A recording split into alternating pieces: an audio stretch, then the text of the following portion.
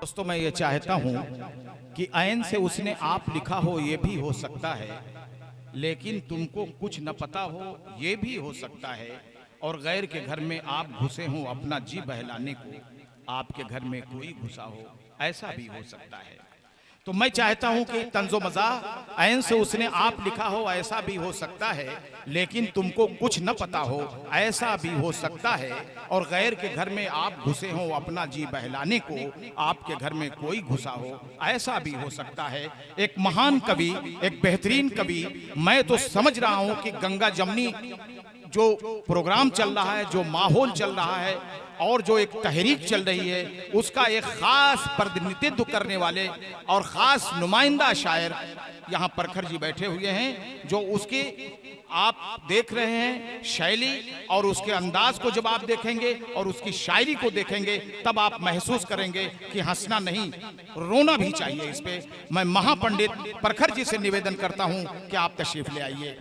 मेले में आज हरकत मैं अपनी कर गया, मेरा गुनाह था मगर औरों के सर गया, नजरे हुजूम हो गया मैं छेड़ कर वफा, जो मेरे पीछे था वो जूतों के तर गया।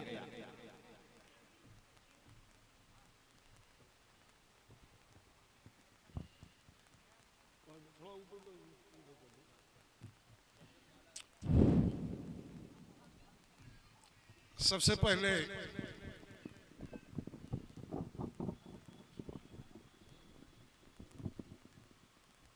इस धरती को प्रणाम करता हूं जहां आप जैसे प्रतिभाशाली श्रोता हैं। वफा साहब हमारे सदारत कर रहे हैं, मतलब वफा साहब और हमारे में बहुत अंतर नहीं है। ये भूतपूर्व द्विवेदी हैं और मैं वर्तमान द्विवेदी हूं। 5-6 पीढ़ी पहले ये भी द्विवेदी थे और 6-7 पीढ़ी बाद मैं भी द्विवेदी हूं। तो यह देश, मैं प्रखर हूं, व्यंग पढ़ूंगा, हास्य पढ़ूंगा दोस्तों, लेकिन मैं बताऊं कि देश की पीड़ा, देश का दर्द अगर आपके सामने नहीं है तो मात्र हंसाना हमारा कर्तव्य नहीं है। हमारे बीच साजिद साहब बैठे हुए हैं मुख्य अतिथि। तो एक औरत एक सांड को पूरी हलवा खिला रही थी, तो लोगों ने पूछा कि देवी जी कोई व्रत है क्या? तो उसने कहा कि ये सांड जो है हमारे खानदान की रोजी रोटी है, हमारे पतिदेव हड्डी के डॉक्टर हैं। ये साजिद साहब हम लोगों की रोजी रोटी है।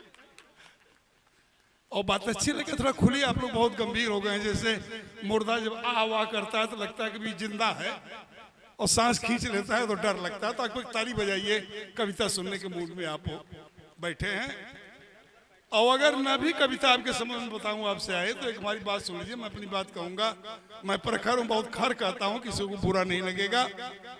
मैं बताऊं आपसे, अगर कविता आपको समझ में न आए तो थोड़ा दांत चियारे रहेंगे ना, तब बगल वाले को भ्रम नहीं होगा कि मूर्ख है, कविता नहीं समझता। मैं सही बता रहा हूं, मैं ट्रेनर हूं, अभी रास्ते पर ट्रेनिंग दे रहा था। हमारे पांडे जी बैठे हुए हैं। मैं व्यंगकार हूं, मैं लतीफे नहीं पढ़ता, ऐसे बोलता जाऊंगा और व्यंग पैदा होता जाएगा।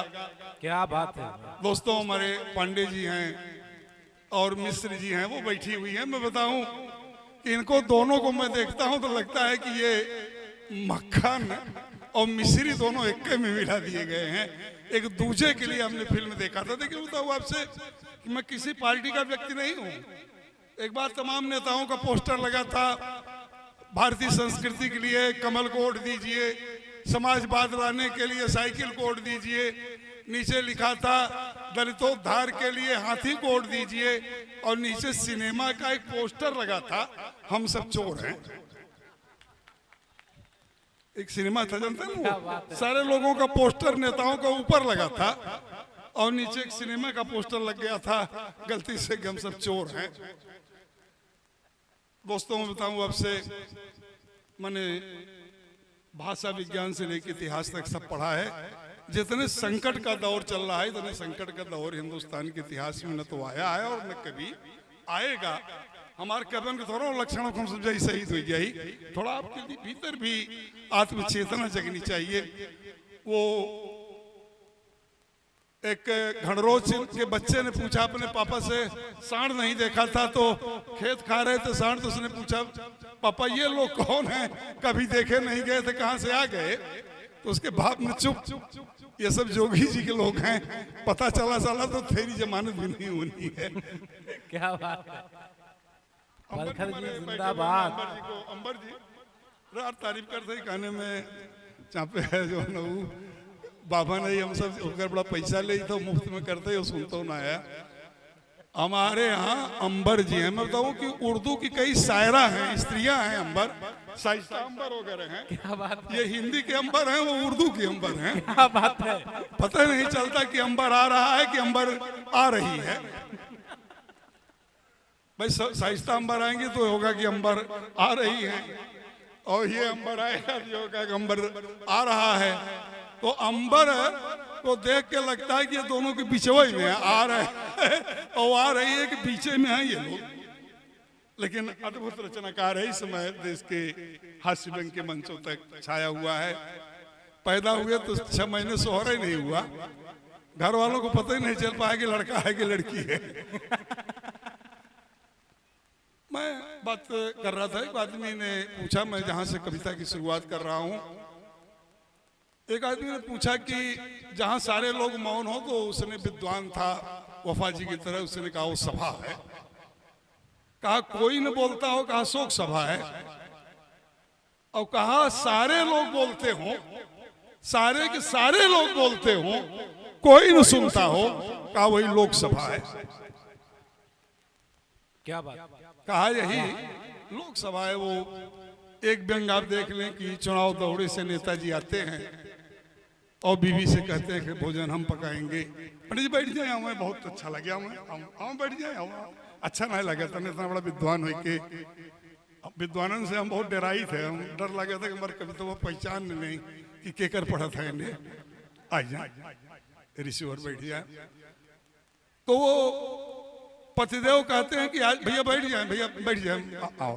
अच्छा देखिए, आप लोगों के भीड़ में एक सबसे भला आदमी जिसने किसी को कुर्सी दी हो अपने ही, वरना 4 महीने के बाद कुर्सी पे धुआंधार मारे हुए कि जिन्ना के नन्ना तक उतर यही है, गांधी के बब्बा तक उतर यही है, राम का परपुरखा उतर यही है। तो देखिए चुनाव दौड़े से लौट के आती है, वो वार्ता होती है, 4 पंक्तियों की व्यंग रचना है कि चुनाव दौरे से लौटे हुए नेताजी ने घोषणा की कि आज का भोजन हम पकाएंगे। चुनाव दौरे से लौटे हुए नेताजी ने घोषणा की कि आज का भोजन हम पकाएंगे। विदुषी पत्नी बोली, भोजन बनाना खेल नहीं ललित कला है। भोजन बनाना खेल नहीं ललित कला है, ललित कला है, जो कई वर्षों में सीखा जाता है। विधानसभा का चुनाव नहीं, जो गुंडई से जीता जाता है। क्या बात, विधानसभा का चुनाव नहीं। क्या बात है, मतलब ऐसा है कि अभी हिंदू मुस्लिम और होता रहा, इस देश में जान रहे हैं ना। मैं बताऊं आपसे कि अगर आज राणा प्रताप और अकबर एक साथ होते तो वफा साहब दोनों लोगों का एक ही मंच पर अभिनंदन करते। राणा प्रताप के लिए कहते भारतीय संस्कृति के महानायक हैं, और अकबर के लिए कह देते हिंदू मुस्लिम एकता के प्रतीक हैं। बड़ी क्षमता है वफा साहब को। बताऊं आपसे, अगर ये देश, मैंने 4 पंक्तियां लिखी वफा साहब कि नामी बहुत हैं, गिरामी बहुत हैं, कि माना कि आपस में खामी बहुत है। क्या बात है, नामी बहुत है, गिरामी बहुत है, माना कि आपस में खामी बहुत है।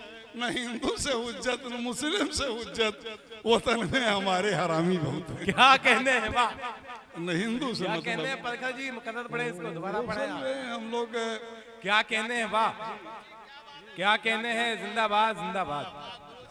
हास्य व्यंग कवि और हिंदी के मशहूर कवि जनाब परखल जौनपुरी साहब बराबर हमारे राशिद राजा साहब और रीशान साहब नहीं आ सके, लेकिन कहीं से बराबर इसे सुन रहे हैं। हमारे यहाँ देखिए आदरणीय पांडे जी को मिश्रा जी का तय हो गया है।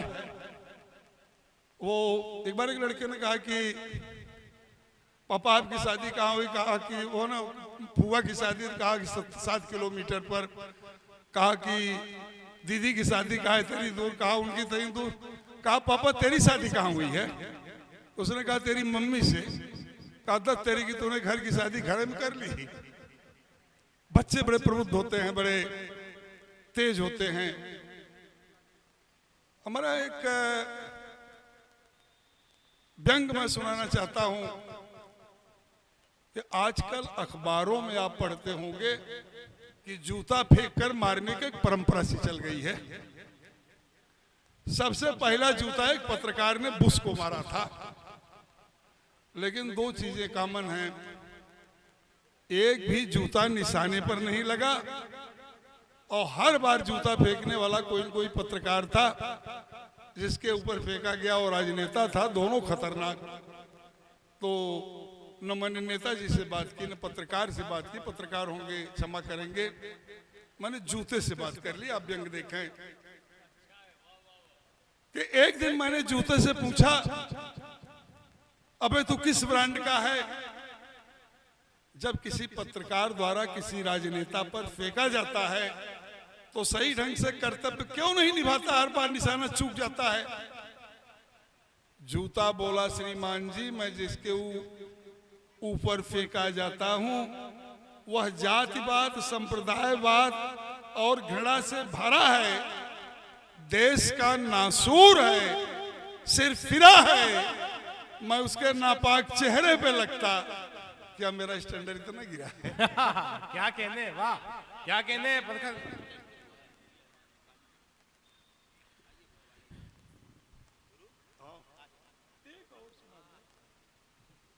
आइए साहब, बड़े मौके पर आप आगे।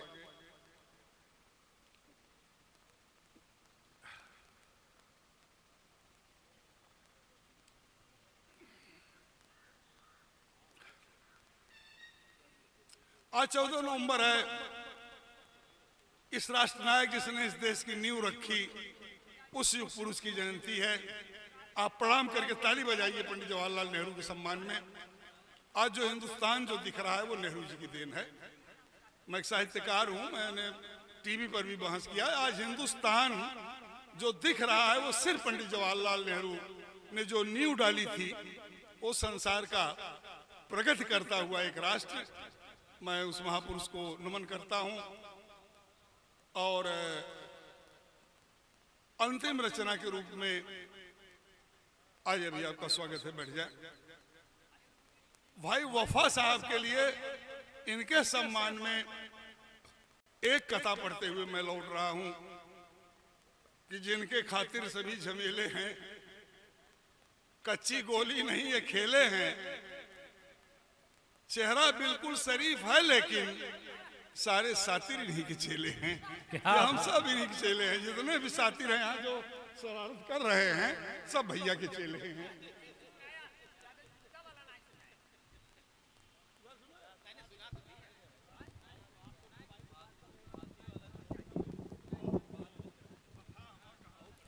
अभी आपके सामने हास्य व्यंग्य कवि श्री परखर जौनपुरी साहब अपने हास्य व्यंग्य की कविता से आपको सुना रहे थे।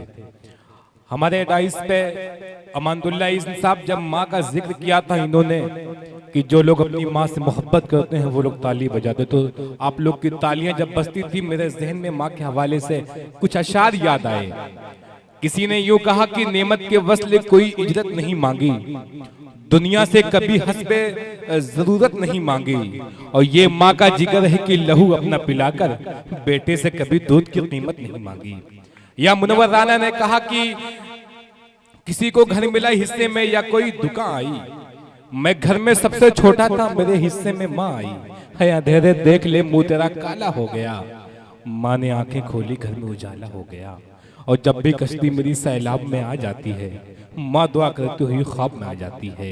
सामीन इकराम, माँ का वो पवित्र नाम जिसको अमानुल्लाह इज़्न ने अपनी शायरी में ढाला था, और मोहतरम हम सब के उस्ताद मोहतरम अय्यूब वफा साहब ने, साजिद खान साहब ने अपनी मोहब्बतों से दुआओं से नवाजा था।